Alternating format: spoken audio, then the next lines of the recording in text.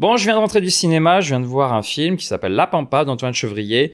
Pour moi, très rapidement, c'est vraiment l'anti-Vindieu. Vindieu était totalement solaire. La Pampa, c'est un film qui est tragique. Déjà, il faut que vous le sachiez. Très rapidement, c'est le premier film d'Antoine Chevrier. Globalement, qu'est-ce que j'en ai pensé? Je dirais que c'est un bon film. Après, je pense qu'il ne plaira pas à tout le monde. C'est un film qui est quand même assez tragique. J'ai vu sur Allociné que le film était destiné à tout public. Non. Non, c'est pas à tout public. D'ailleurs, il y a des scènes qui sont assez explicites.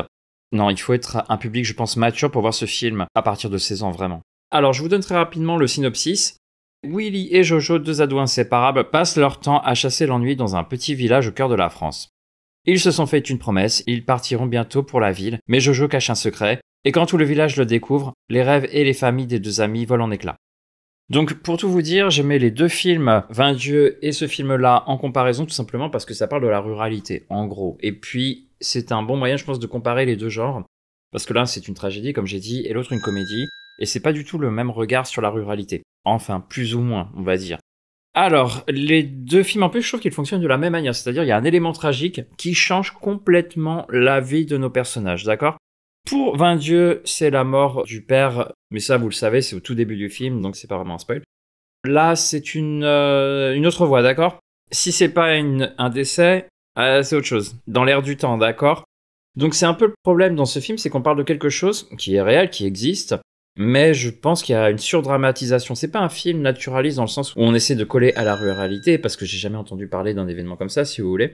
Sans doute ça doit exister, mais c'est exceptionnel. Ce serait sorti aux informations et on aurait entendu parler. Ça veut pas dire qu'il n'y a pas de l'homophobie dans les campagnes, pas du tout, il y en a effectivement. Tout est surdramatisé d'une certaine manière. Mais j'ai passé un bon moment. Maintenant, je trouve quand même que le film est assez académique. Il y a un air du temps qui se sent bien dans ce film, ce qui l'amenuise à mon avis, parce qu'il n'y a pas réellement de personnalité. Je vois pas vraiment de personnalité dans ce film, vraiment.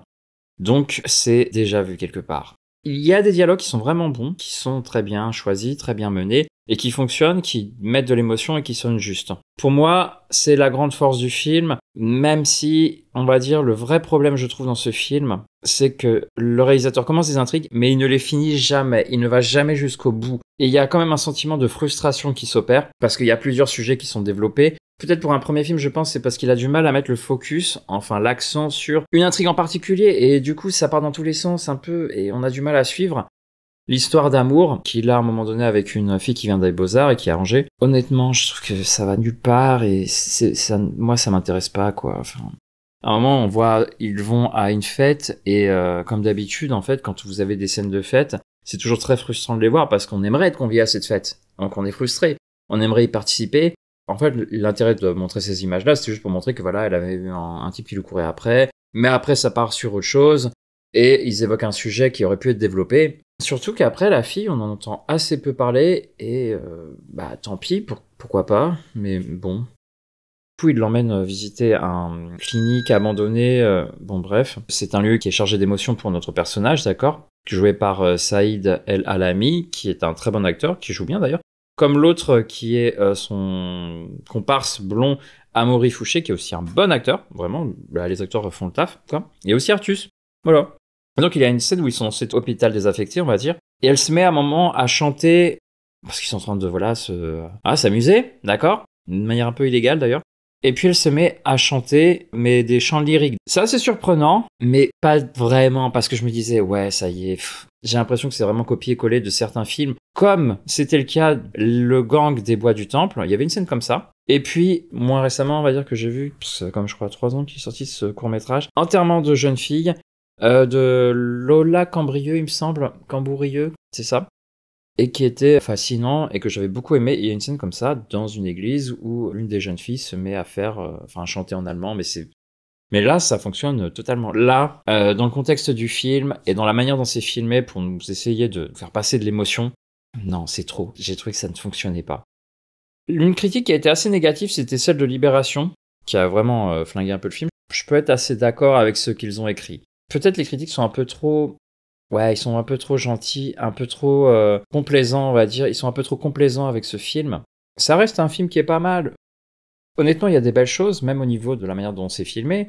par exemple tout ce qui est caméra embarquée sur la moto, parce que les deux font de la moto en fait, ils sont des fans de moto. Il y en a un qui est en gros le mécanicien et l'autre jeune qui est très très fort dans les courses, ok. À part ça, en fait vers 1 heure du film, donc il reste 30 minutes, il y a quelque chose qui entame qui pouvait être intéressant, un sujet intéressant, entre un fils qui a perdu son père et un père qui a perdu son fils. Et ça aurait créé une nouvelle relation père-fils qui aurait pu être développée, être belle, je pense, et donner quelque chose. Mais là, on comprend tout de suite que ça va pas fonctionner. Déjà parce que la musique est angoissante et on sait que ça va rien donner. On s'y attend et on n'est pas déçu à ce niveau-là parce que ça va se passer comme ça. Et ça ne mène nulle part, quoi. Et c'est un peu dommage. Et puis, ouais, il y a plein de non-dits en fait. Ce film souffre un peu de non-dits. Alors pourquoi pas? Mais je pense que dans la réalité, on a quand même envie que les gens s'affrontent. Comme c'était le cas, par exemple, dans un film de Bergman où il y avait la mère et Sona Doton, justement, la mère et la fille qui s'affrontaient. Même les actrices trouvaient que ça allait peut-être même un peu trop loin, et ça fonctionnait. Là, il manque quelque chose. Le film est bon, mais il aurait pu être bien meilleur. Ouais, c'est un film assez décevant. Enfin, je le retiendrai pas dans mon esprit, quoi. C'est un peu le problème. Il n'y a pas de moment vraiment marquant. Peut-être au tout début, quand ils sont entre amis et qu'ils ont ces dialogues qui fonctionnent entre des amis, quoi. Et ça marche bien. Il y a quand même des moments qui sont un peu clichés dans le film. On peine à retrouver cette sensation du départ. C'est dommage. Donc voilà, c'est tout pour aujourd'hui. C'est une critique assez rapide. Et je vous dis à très bientôt. Abonnez-vous, likez, laissez-moi un commentaire si vous avez envie. Et à très bientôt. Ciao.